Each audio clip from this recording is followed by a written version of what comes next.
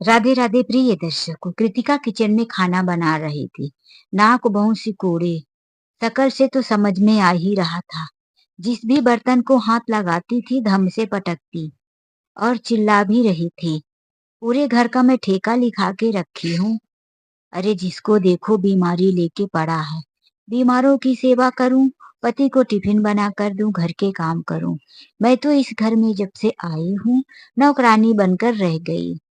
यह सारी बातें मदन लाल जी अपने कमरे में पड़े पड़े सुन रहे थे। वह बखूबी समझ रहे थे कि बहू मेरे ऊपर ही गुस्सा कर रही थी। मदन लाल जी कुछ दिनों पहले अपने बहू के कामों में पूरी मदद किया करते थे, लेकिन बेचारे हफ्ते भर से घुटने की तकलीफ से उठ नहीं पा रहे थे। घुटने में सूजन था। दवाइयां लेते रहने के बाद भी कोई आराम नहीं, क्योंकि वह दवा लेकर भी आराम नहीं किए थे, बराबर काम किए जा रहे थे। इसीलिए उन्हें अब डॉक्टर ने घुटने के ऑपरेशन के लिए लिख दिया था। मदन लाल जी हमेशा से ऐसे नहीं थे। वह एक समय के बहुत बड़े सेठ माने जाते थे। उनकी सब्जी का बहुत बड़ा बिजनेस था। उनके पास कई हाथ गाड़ी थी जिसे ठेला कहते हैं। वह 5-6 नौकरों को ठेला देकर सब्जी बिचवाया करते थे। जब उनकी पत्नी अपने बेटे को पढ़ाने के लिए बहुत बड़े स्कूल में इच्छा जाहिर की, मदन लाल जी ने खुशी खुशी अपनी पत्नी की बात को मानकर अपने शहर के सबसे बड़े स्कूल में एडमिशन करवा दिया। उनका बेटा मनीष पढ़ाई लिखाई में भी कुछ ठीक ही था। वह भी चाहते थे, मदन लाल जी चाहते थे कि बेटा उनके सब्जी के बिजनेस को आगे बढ़ाए। लेकिन समय के साथ साथ मनीष ने जब कॉलेज में पढ़ाई कर ली तो उसने कह दिया, पापा यह सब्जी का छोटा मोटा बिजनेस हमें नहीं पसंद है। इसमें कौन सा नाम है, कौन सा लोग इसे जानते हैं। आखिर यही कहते हैं कि सब्जी वाला है। मैं कोई ऑफिस में काम करना चाहता हूँ। मुझे यह सब पसंद नहीं है। सुबह से शाम तक ठेले में सब्जी लगाने के लिए आप और माँ पूरा दिन सब्जियों को साफ करना, ठेले में सजाना और फिर बेचना, लाना, सड़ी गली सब्जियों को अलग करना, ये सब मुझसे नहीं होगा गंदगी वाला काम। मनीष ने यह कहकर पिता के धंधे को संभालने से साफ मना कर दिया। लेकिन उसी बिजनेस से मदन लाल जी ने बहुत बड़ा 2 माले का मकान बनवाया। मनीष को भी पढ़ा लिखा कर अफसर बना दिया। मनीष ने इंजीनियरिंग की पढ़ाई की थी। उसे किसी सरकारी कंपनी में नहीं, लेकिन प्राइवेट कंपनी में जॉब भी मिल गई थी। जब मनीष ऑफिस में था तभी उसे कृतिका नाम की लड़की पसंद आ गई। मनीष ने कृतिका के बारे में अपनी माँ से बताया तो मनीष की माँ मनीष के पिताजी से बात कर ली और कहने लगी कि बेटे की पसंद है, चलो एक बार लड़की देखकर आते हैं। मदन लाल जी अपने बेटे की पसंद देखने चले जाते हैं। वहां जाकर पता चलता है कि कृतिका के माता पिता इस दुनिया में नहीं है। वह अपने चाचा चाची के साथ रहकर पढ़ाई कर रही थी और अब नौकरी भी कर रही है। लड़की देखने में सीधी सादी सरल स्वभाव की थी और बिना माँ बाप की बेटी थी, इसीलिए मदन लाल जी ने तुरंत हाँ कर दिया। शादी के बाद जब कृतिका अपने ससुराल आती है तो मनीष की माँ कृतिका को अपनी बेटी जैसे ही प्यार देती है। वह सुनकर ही तरस खा गई थी कि कृतिका के माता पिता इस दुनिया में नहीं है। उनकी भी कोई बेटी नहीं थी। एक उनका इकलौता बेटा मनीष था। इसीलिए उन्होंने अपने बेटी के हिस्से का भी सारा प्यार अपनी बहू पर लुटाना शुरू कर दिया। कृतिका अपने चाचा चाची के यहाँ रहती थी, डांट फटकार और डरी सहमी सी रहती थी। लेकिन जब से वह ससुराल में आई थी, सास ससुर और मनीष का इतना प्यार अपनापन पाकर वह बदल सी गई थी।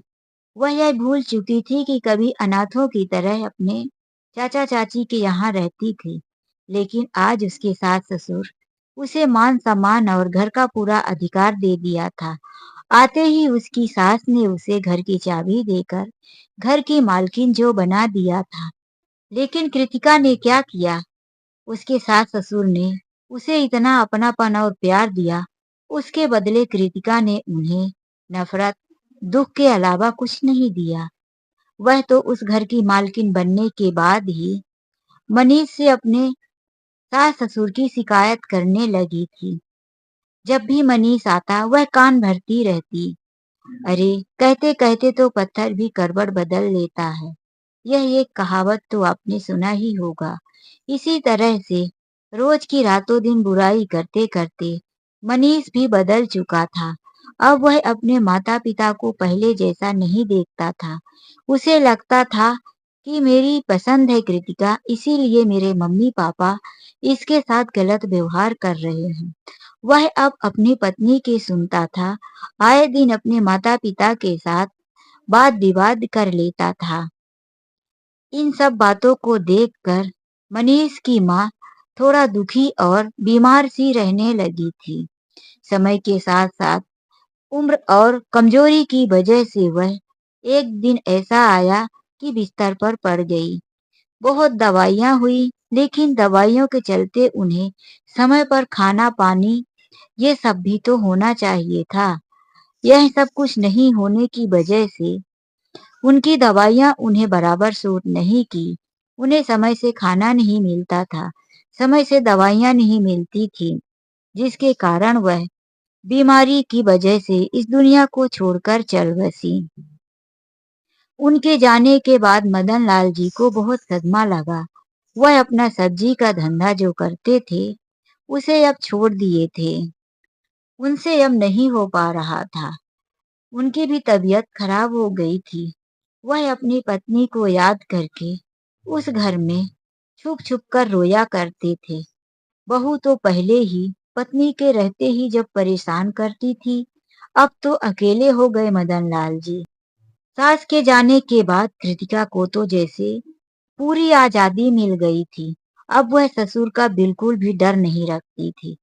यहाँ तक कि वह घर के काम ससुर से करवाने लगी थी। बाबूजी बाहर थोड़ी साफ सफाई कर देना, बाबूजी हाल में झाड़ू मार देना, बाबूजी मेरी तबीयत ठीक नहीं है, थोड़े से चाय के बर्तन धो देना। कभी कभी तो कहती बाबूजी सब्जी वब्जी काट देना, मैं बाहर जाकर कुछ सामान लेकर आती हूँ।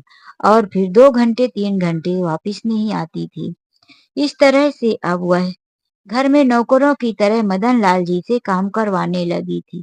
धीरे धीरे वह जूठे बर्तन दोनों टाइम के धुलवाने लगी। झाड़ू पोछा भी उसने करवाना शुरू ही कर दिया था। लेकिन जब मनीष घर पर आता तो वह मनीष से यह सारी बातें बताने की बजाय अपने ससुर को कह रखी थी कि मनीष के सामने ज्यादा फुदकने की जरूरत नहीं है बाबूजी। उनसे यह मत दिखाना कि मैं घर का काम करता हूँ। आखिर घर में आप भी रहते हो, खाते हो, तो बैठे बैठे कौन खिलाएगा। काम तो हर इंसान को करना पड़ता है। आपका बेटा भी ऑफिस जाता है और काम करता है, तभी तो घर के खर्चे चलते हैं। मदन लाल जी सोचते थे कि मैं क्यों दिखाऊं अपने बेटे को कि मैं घर के काम करता हूँ। एक दिन मदन लाल जी कहते हैं, मनीष, मेरा दर्द बढ़ता जा रहा है। मेरे ऑपरेशन की तैयारी तुम कब करवा रहे हो? कहीं ऐसा ना हो कि मैं अपाहिज हो जाऊं। मनीष कुछ बोलने को ही रहा, कृतिका ही बोल बैठी, बाबूजी, दवाइयां चल रही है ना? अब तो आप बिस्तर पे पड़े पड़े ही खा रहे हो, फिर इतना जल्दी ऑपरेशन की क्या है? अरे पैसे लगते हैं, पैसे इकट्ठा तो करने दो। पत्नी की बात में हाँ मिलाते हुए मनीष भी बोला, ठीक ही तो कृतिका कह रही है बाबूजी। यहाँ नजदीक के प्राइवेट हॉस्पिटल में कम से कम 1 से 1.5 लाख का खर्च आएगा, और सरकारी हॉस्पिटल यहाँ से बहुत दूर है। जहाँ आपको ले जाना, एडमिट करना, ये सब बहुत समय जाएगा। मैं तो बहुत परेशान हो गया हूँ बाबूजी। कोशिश कर रहा हूँ, जरा आप दवाइयाँ खाकर आराम किया करो। यह सुनकर मदन लाल जी और दुखी हो गए कि बहू तो बहू, बेटे को भी अब मेरी परवाह नहीं। अरे मैंने इतना सब कुछ बनाया है, तो क्या अब बुढ़ापे में मेरे काम नहीं आ सकता? मैंने पढ़ा लिखा कर इसे अफसर बनाया, इतना बड़ा घर का मालिक बना दिया। एक दिन खुद ही चेकअप करने के लिए मदन लाल जी अकेले हॉस्पिटल जा रहे थे। पड़ोस में उनके एक दोस्त ने पूछा, क्यों भाई मदन लाल जी, लाठी का सहारा लिए हुए थोड़ी दूर चलकर थोड़ी दूर बैठकर कहाँ चले जा रहे हो अकेले? मदन लाल जी ने कहा, घुटने का चेकअप करवाने जा रहा हूँ। डॉक्टर ने एक्सरे निकालने को कहा था कि 1 महीने दवाई खाने के बाद दोबारा से एक्सरे निकलवा देना। पड़ोसी ने कहा, बेटे के पास गाड़ी है तो क्यों नहीं बोल दिए कि हॉस्पिटल तक छोड़ दे। मदन लाल जी ने बोला, अरे उसे ऑफिस के लिए देर हो रही थी और फिर इतना बड़ा दिन है, मैं किसी ऑटो से चला जाऊंगा। मदन लाल जी नहीं चाहते थे कि घर की बात बाहर के लोगों तक पहुंचे। उनके बेटे ने तो कभी इस बारे में ध्यान ही नहीं दिया। जब वह वापिस आए तो उन्होंने देखा कि उनका सामान नीचे से ऊपर के कमरे में बहू शिफ्ट करवा रही थी। मदन लाल जी पूछे, बहू तुम मेरा बेड, मेरी अलमारी, मेरे कमरे का सामान ऊपर क्यों रखवा रही हो? कृतिका ने बोला, बाबूजी अब आज के बाद आप ऊपर ही रहेंगे, मेरा भाई नीचे के कमरे में रहेगा। वो क्या है ना बाबूजी कि मेरा भाई इसी शहर में अब पढ़ेगा और हमारे साथ ही रहेगा। उसने यह बोला कि मुझे ऊपर के कमरे में गर्मी लगेगी। गर्मियों में जब ज्यादा धूप की वजह से छत गर्म होती है तो कमरे के अंदर भी गर्म हवा ही आती है। इसीलिए मुझे नीचे का ही कमरा चाहिए और नीचे का कमरा बड़ा बड़ा भी है। यह सब देखकर मदन लाल जी कहने लगे, बहू ऊपर का कमरा 2 है, तुम दोनों ऊपर के कमरे खाली करके अपने भाई को दे दो। मुझसे सीढ़ियां नहीं चढ़ा जाएगा और फिर मेरे घुटनों में भी इतना दर्द है। कल को मैंने ऑपरेशन करवा लिया तो मैं ऊपर चढ़कर कैसे आराम करने जाऊंगा? बहू ने कहा, बाहर बातें करने को तो आपका मुंह बहुत चलता है और इधर घर की सीढ़ियां चढ़ने में आपको तकलीफ होती है। आप पड़ोसियों से बहुत शिकायत करते हो, तो चले क्यों नहीं जाती पड़ोसियों के घर, वही आपकी मदद करेंगे। जाओ पड़ोसियों के घर में ही जाकर रहो। जब बहू ने इतना कहा, मदन लाल जी धीरे धीरे सीढ़ियों को पकड़कर ऊपर के कमरे में आराम करने चले गए। वह थोड़ी देर अपने बेड में ऊपर बैठे ही थे। खिड़की से दूर तक देखते हुए उन्हें अपने पत्नी की याद आ गई।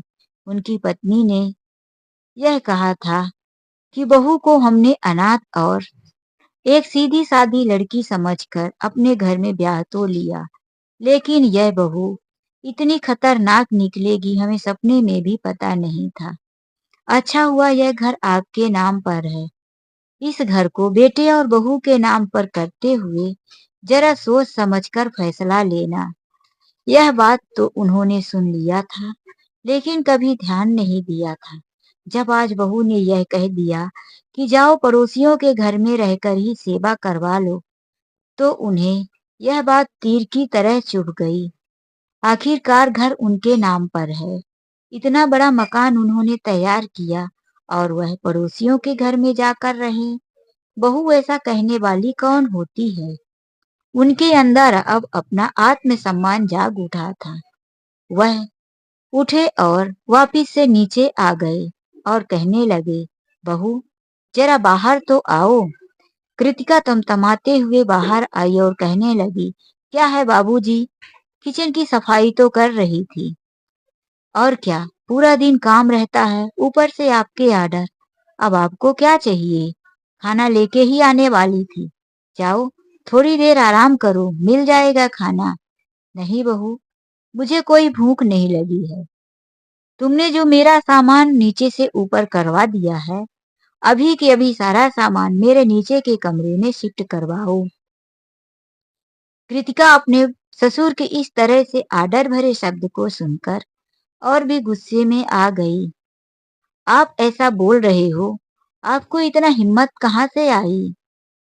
आपको ऊपर रहने दिया जा रहा है, यही बहुत बड़ी मेहरबानी है, वरना अभी तक तो हम आपको वृद्धा आश्रम पहुंचा देते। अब तो और भी। मदन लाल जी का अपमान हो चुका था। उन्होंने बोला, बहू तुम होती कौन हो? मुझे पड़ोसियों के घर भेजने वाली या वृद्धा आश्रम छोड़ने वाली। खबरदार अगर तूने अब दोबारा मेरे साथ बदतमीजी से बात किया, नहीं तो यह घर मैं तुमसे अभी के अभी खाली करवा दूंगा। तुम यह मत भूलो कि यह घर आज भी मेरे नाम पर है। अगर तुमने सीधे तरीके से मेरा सामान नीचे नहीं किया, तो मैं अभी वकील को बुलाकर केस फाइल करवाऊंगा। तुम मुझे मेरे घर से होती कौन हो निकालने वाली? एक बात और कान खोलकर सुन लो। आज के बाद पूरे घर में जो तुमने शासन जमा कर रखा है, कब्जा बना लिया है, वह खाली करो और जाओ मेरे घर से। यह सारी बातें सुनकर कृतिका थोड़ा नरम होते हुए कहती है, बाबूजी, हम आपके बहू बेटे हैं। हम घर छोड़कर कहाँ जाएंगे? मायके में भी तो मेरे माता पिता नहीं हैं। मदन लाल जी ने कहा, इसी बात को तो समझते हुए मैंने और मेरी पत्नी ने तुम्हें बेटी समझकर रखा था, लेकिन तुमने तो हमें इस घर का नौकर के काबिल भी नहीं समझा। तुमने हम दोनों के प्यार का गलत फायदा उठाया। तुम्हारी वजह से मेरी पत्नी समय से पहले इस दुनिया को छोड़कर चली गई। मैंने वो बर्दाश्त किया, लेकिन आज तुम मुझे इस घर से निकालकर वृद्धा आश्रम और पड़ोसियों के घर भेजना चाहती हो। मेरा अपना मकान होते हुए मैं पड़ोसियों के घर जाऊं? तुम ऐसा करो, यह मकान खाली करो और जाओ किराए के रूम में रहने। इतने में मनीष भी आ गया और कहने लगा, बाबूजी, यह सब क्या चल रहा है? आप अपनी बहू को इस तरह से क्यों डांट रहे हैं? आखिर किसकी बेटी अपने मायके से घर लेकर आती है? वह सास ससुर या पति के बनाए के घर में ही रहती है। हाँ बेटा, लेकिन कोई भी बहू अपने सास ससुर को घर से निकाल कर नहीं रहती। यह घर मेरा है। अभी तक तो तुमको तुम्हारी पत्नी की बात सुनाई नहीं दे रही थी। मुझे तो लगा कि तुम्हारे मुंह में जबान ही नहीं है। लेकिन जब आज मैंने तुम्हारी पत्नी के खिलाफ बोला, तो तुम्हारे मुंह में जबान वापिस आ गई और अपनी पत्नी की तरफदारी करने पहुंच गए। उठाओ अपना सामान और दफा हो जाओ यहाँ से। नहीं बाबूजी, हम कहाँ जाएंगे? कितना महंगाई है बाहर। हमारे पास इतने पैसे नहीं हैं कि हम किराए से मकान लेकर अपना गुजारा कर सके। हम आपको इसी घर में रहकर किराए दे देंगे। मदन लाल जी ने कहा, तो ठीक है, हमारे ही घर में रहकर अगर तुम मुझे किराया देना चाहते हो, तो जाओ, ऊपर के एक कमरे में शिफ्ट हो जाओ और बाकी नीचे का एक कमरा और एक ऊपर का, मैं 2 कमरे किराए से किसी और को दे दूंगा और तुम भी मुझे समय समय से किराया देना। नीचे के एक कमरे में मैं रहूंगा। जो भी किराए से पैसे आएगा, मैं उसका उन पैसों से अपने घुटने का ऑपरेशन करवाऊंगा।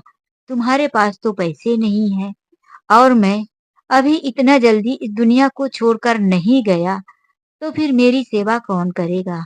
अपाहिज हो गया तो मुझे कौन उठाए बैठाएगा? मुझे अपने लिए कुछ तो करना ही होगा। मनीष अपनी पत्नी को डांटते हुए कहने लगा, यह जो भी हो रहा सब तुम्हारी वजह से हो रहा है। तुमने अगर बाबूजी के साथ और माँ के साथ इतना गलत व्यवहार नहीं किया होता, तो आज मुझे अपने ही इतने बड़े मकान में किराएदार बनकर नहीं रहना पड़ता। वह भी कमजोर नहीं थी।